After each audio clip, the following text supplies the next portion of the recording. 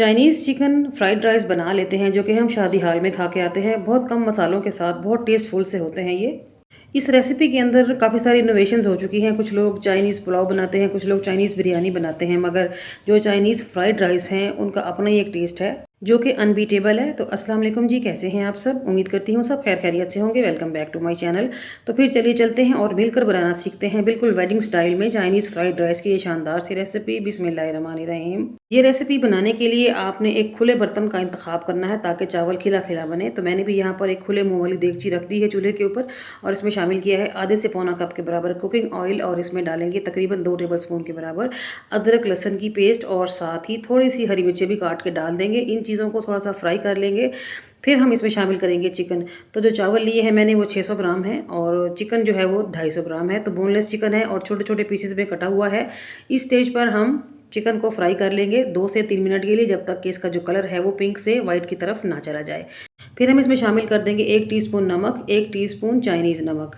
तो ये 2 मसाले ही फ़िलहाल ऐड करेंगे और दोबारा से थोड़ा सा चिकन को भून लेंगे। इस स्टेज पर अगर इसमें काली मिर्च का पाउडर भी डाल दिया तो रेसिपी का कलर ख़राब हो जाएगा। वो मैं थोड़ा आगे चल के यूज़ करूँगी ताकि मेरी रेसिपी खुशनुमा और खुश शक्ल बने। थोड़ा सा चिकन को भुना है, फिर 2 चम्मच सिरका, 2 चम्मच सोया सॉस और 2 चम्मच ही मैं इसमें डाल रही हूँ चिली सॉस के। इन सॉसेस के साथ भी थोड़ी सी भुनाई कर लेंगे चिकन की।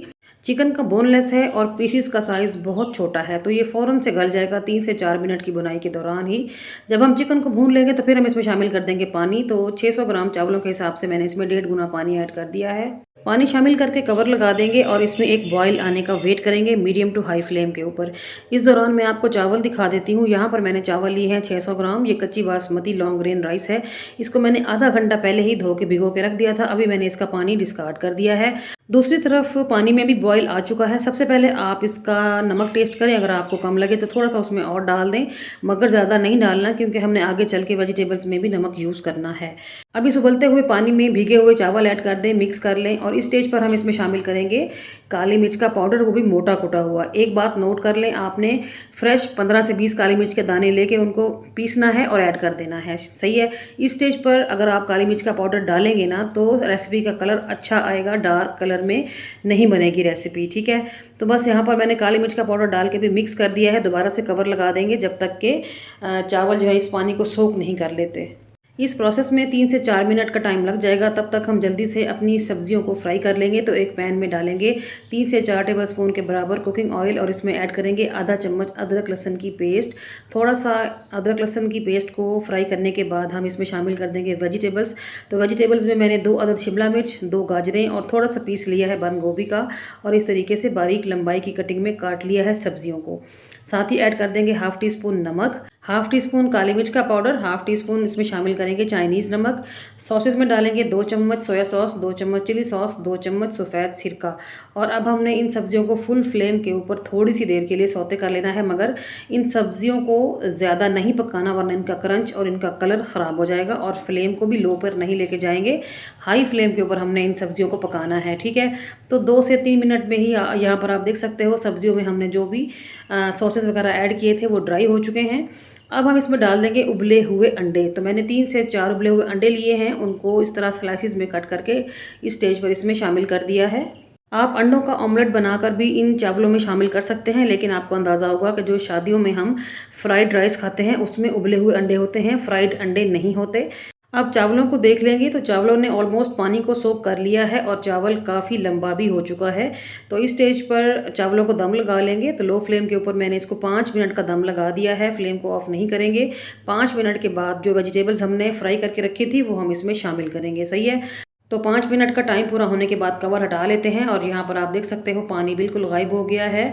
इस स्टेज पर हम इसमें शामिल कर देंगे सब्जियाँ और अंडे जो हमने बना के सेट करके रखे हुए थे, वो सारे हमने इसके ऊपर अरेंज कर देने हैं। चाहे तो एक साइड पे थोड़ा सा फूड कलर भी डाल दें। और अब आपने इन चावलों को दोबारा दम पे लगाना है 10 मिनट के लिए। ठीक है। कवर लगा देंगे लेकिन फ्लेम को ऑफ करके दम पे लगाएंगे। सही है। तो अब टाइम पूरा होने के बाद कवर हटा लेते हैं। बिस्मिल्लाहिर्रहमानिर्रहीम। वाओ, सबसे पहले तो खुशबू इतनी कमाल की आई है कि दिल खुश हो गया है। दूसरे नंबर पर आप ये देखिए जी, चावल किस कदर खिला खिला और बेहतरीन बन के रेडी हुआ है और इस कदर टेस्टी था क्योंकि हम लोगों ने लिमिटेड बनाया है, इसलिए इसमें बहुत टेस्ट आया है। जो फ्राइड राइस हम शादियों में खाते हैं वो थोड़ा ज़्यादा क्वांटिटी में बनाया होता है तो उसमें नमक मिर्च कम ज़्यादा हो सकता है, मगर ये बिल्कुल परफेक्ट और शानदार सी रेसिपी बनी है। डिश आउट करके आपको दिखाती हूँ कि किस कदर खिला खिला चावल है, बेहद शानदार सी खुशबू के साथ और बड़ी ही आसानी से बन जाने वाली ये रेसिपी है। इसमें चावलों को अलग से उबालने की टेंशन नहीं है, ना इसमें प्याज डाला, ना टमाटर, ना दही, ना ही कोई खड़े मसाले डाले हैं, फिर भी टेस्ट से भरपूर रेसिपी बना के रेडी की है। माशाल्लाह, सुभान अल्लाह। तो कैसी लगी है आपको मेरी आज की ये अमेजिंग सी रेसिपी? आई होप अच्छी लगी होगी। अच्छी लगी है तो वीडियो को लाइक और शेयर करना मत भूलिएगा और साथ में चैनल को भी ज़रूर सब्सक्राइब करें। और यहाँ पर आप माशाल्लाह से लुक देखें, किस कदर आई कैचिंग और टेम्पटिंग लुक है। तो अभी मैं आपको ट्राई करके बताती हूँ। बाइट देखें जी कितनी अमेजिंग है। तो मस्ट ट्राई वाली रेसिपी है। Do try the recipe. जब भी रेसिपी ट्राई करें तो फीडबैक दें और साथ ये भी बताना है आपने कि आपने मेरी इस रेसिपी को दुनिया के किस कोने से बैठ के देखा है, कौन सा शहर है, कौन सा मुल्क है, ताकि मैं आप सब लोगों का दिल की गहराइयों से शुक्रिया अदा कर सकूँ। चलती हूँ आज के लिए इतना ही। कल फिर मुलाकात होगी किसी और फ्रेश और शानदार सी रेसिपी के साथ। तब तक अपना और अपने प्यारों का ढेर सारा ख्याल रखिएगा। मुझे रखें दुआओं में याद। ओके जी, अल्लाह हाफिज़। Thanks for watching.